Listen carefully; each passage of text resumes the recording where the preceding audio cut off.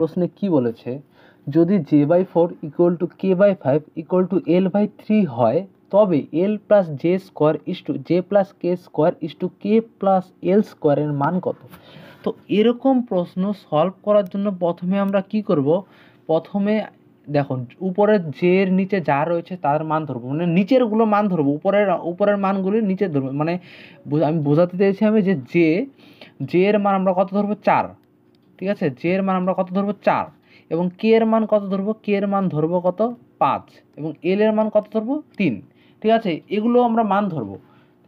তো এছাড়া আমরা তাহলে আমরা ভালোভাবে বলতে পারি যে জে এর মান, কে এর মান আর এল এর মান কত হবে। তো জে এর মান ধরবো আমরা কত, 4। কে এর মান কত ধরবো আমরা, 5। এবং এল এর মান কত ধরবো আমরা, 3।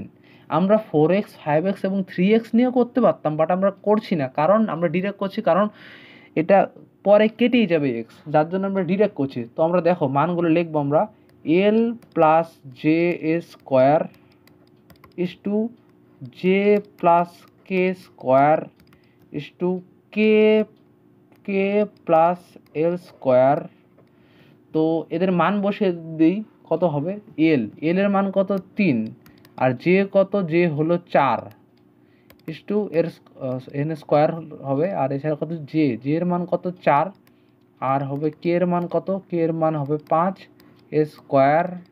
এবং কে কত, 5। আর যোগ এল কত আছে, 3